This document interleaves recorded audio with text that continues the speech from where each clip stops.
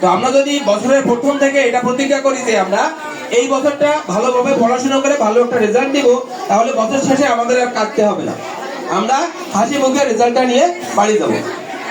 তো রেজাল্ট নির্ভর করে শুধু শিক্ষার্থীর উপর এটাও বলবো না, সেখানে শিক্ষক, অভিভাবক সম্মিলিত প্রচেষ্টার মাধ্যমে একটা রেজাল্ট অর্জিত হয়।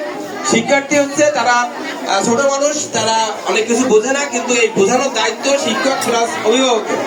মায়ের গুরুত্ব যে কতটুকু এটা আপনাকে বুঝতে হবে। একজন মা, সে শিক্ষিত হোক বা অশিক্ষিত হোক, সে যদি সচেতন হয় তাহলে কিন্তু তার সন্তানকে একটা ভালো জায়গায় নিয়ে যেতে পারে।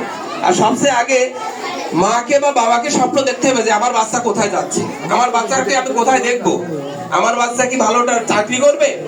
এই স্বপ্নটা যদি আমাদের ভিতরে না থাকে তাহলে কিন্তু আমাদের সন্তান আমাদের সেই জায়গায় যাবে না। এই কোরিয়া প্রাথমিক বিদ্যালয় বটিয়াঘাটাতে আপনারা জানেন একটা ভালো রেজাল্ট করে সবসময়। তো করোনার পর থেকে আমরা কিন্তু একটু দমে গেছিলাম। তো এই বছরের রেজাল্টে আমি যেটা দেখলাম সেটা আশানুরূপ একটা পরিবর্তন এসেছে। যারা মানে প্রথম দিকে যে স্টুডেন্ট গুলো এরা 90 মার্ক পেয়েছে, এটা অনেক বড় একটা ব্যাপার। তো এই ধারাবাহিকতা ধরে রাখতে হবে, সাথে সাথে তাদের উৎসাহ দিতে হবে, তাহলে কিন্তু আমরা একটা পর্যায়ে আমাদের সন্তানকে একটা ভালো জায়গায় দেখতে পাবো। আমি যদি চিন্তা না করি যে আমার সন্তান একটা ভালো চাকরি করবে, তাহলে কিন্তু আমার সন্তানের প্রতি আমার কেয়ার আসবে না।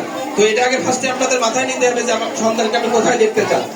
তোর আচরণগত পরিবর্তন, তার শিক্ষাগত পরিবর্তন, এগুলোর জন্য আপনার সহযোগিতা অত্যন্ত প্রয়োজন। একজন অভিভাবক হিসেবে বা আমাদের যেটা দায়িত্ব আমরাও করবো, আপনাদেরও যেটা দায়িত্ব সেটা আপনারাও করবেন, তাহলে কিন্তু আমরা একটা ভালো রেজাল্ট দিয়ে এখান থেকে যেতে পারবো।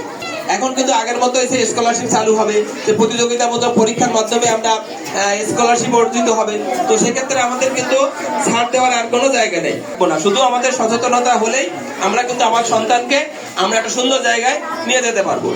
তো অনেক কথা হয়েছে, আশা করি আপনারা এই কথাগুলো মেনে চলবেন, বা এইভাবে চললে আপনার সন্তান তথা আমাদেরও স্কুলের গৌরব অর্জিত হবে।